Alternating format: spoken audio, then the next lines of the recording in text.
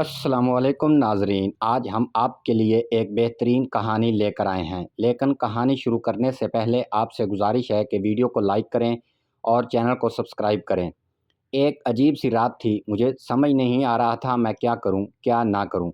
شادی کی پہلی رات تھی اور دلہن بنی بیٹھی میری بیوی نے کہا کہ خبردار مجھے ہاتھ مت لگانا، میں کسی اور سے محبت کرتی ہوں، یہ زبردستی کی شادی ہوئی ہے، اور یاد رکھو تم کچھ بھی کر لو میری محبت حاصل نہ کر سکو گے، نہ میں تمہیں چاہوں گی۔ اس کی آنکھوں میں آنسو تھے۔ میں حیران و پریشان پاگلوں کی طرح اسے دیکھنے لگا اور سوچنے لگا یہ کیا ہو گیا۔ جب کچھ سمجھ نہ آیا تو اٹھا اور وضو کیا اور نماز کے لیے چلا گیا اور اپنے اللہ سے ذکر کیا کہ یا ربال کیسا امتحان ہے۔ مجھے ڈر تھا، بہت زیادہ درد، معاشرے کا ڈر، خاندان والوں کا ڈر۔ میں ایک مڈل کلاس فیملی سے تعلق رکھتا تھا اور ایسی اونچ نیچ پر ہمارے ہاں عزت کا جلوس نکل جاتا۔ مختلف سوچیں آ جا رہی تھیں کہ اگر یہ صبح گھر گئی اور واپس نہ آئی تو میری عزت کا کیا ہوگا۔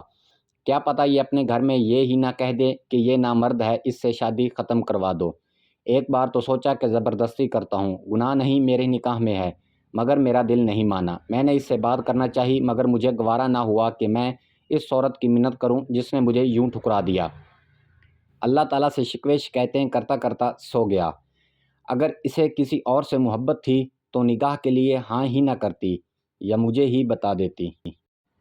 میں اس سے خود رشتہ ختم کر دیتا، بات شادی تک بڑھتی بھی نہ، میری زندگی برباد ہو تو نہ ہوتی۔ میں متوسط طبقے سے تعلق رکھنے والا آدمی شادی پر ساری جمع پونجی لگا چکا تھا۔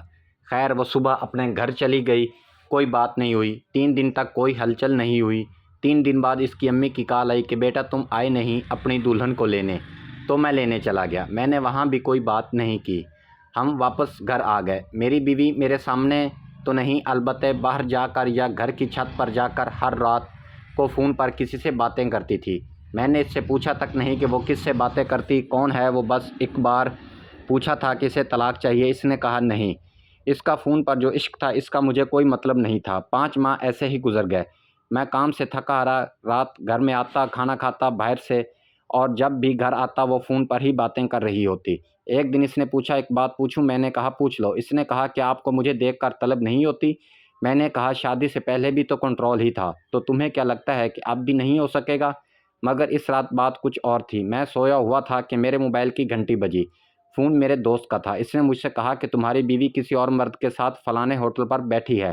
مجھے پہلے تو یقین آیا، لیکن جب اپنی بیوی کو گھر نہ پایا تو بےحد غصہ آیا، اتنا کہ مجھے اپنا دماغ پھٹتا ہوا محسوس ہوا۔ میں نے اس کی عزت رکھی، کسی کو کچھ نہ بتایا، پر اس نے میری عزت نہ رکھی۔ میں ہوٹل کی طرف چل دیا، خود کو پرسکون رکھا۔ وہاں اس کو کسی غیر مرد کے ساتھ بیٹھا دیکھا تو آواز دی اور کہا کہ چلو گھر چلو۔ وہ چپ چاپ گھر آ گئی۔ گھر لا کر اسے میں نے انتہائی زوردار تھپڑ مار کر میری انگلیاں اس کے منہ پر چھپ سی گئیں اور اس کو بولا اب تم اپنے گھر دفع ہو جاؤ، آج سے میری طرف سے آزاد ہو، جب تمہیں طلاق چاہیے ہو تو کہہ دینا، مگر میرے ساتھ میرے گھر میں تم ہرگز نہیں رہ سکتی۔ وہ عورت یعنی میری بیوی آج بھی اپنے میکے گھر میں ہے، طلاق نہیں مانگی اس نے۔ اور ہاں، جس کے عشق میں وہ پاگل تھی اس نے اس کو اپنایا ہی نہیں اور اپنا مطلب نکال کر بھاگ گیا۔ ایک دن روتے ہوئے اس کی کال آئی تھی کہ مجھے اپنے نام سے محروم نہ کرنا، بس بھلے ہی مجھے اپنے پاس جگہ نہ دو لیکن طلاق مت دینا، بس ایک آخری خواہش پوری کر دو۔ میں نے اس کی خواہش کا احترام کیا، اس کو طلاق نہیں دی۔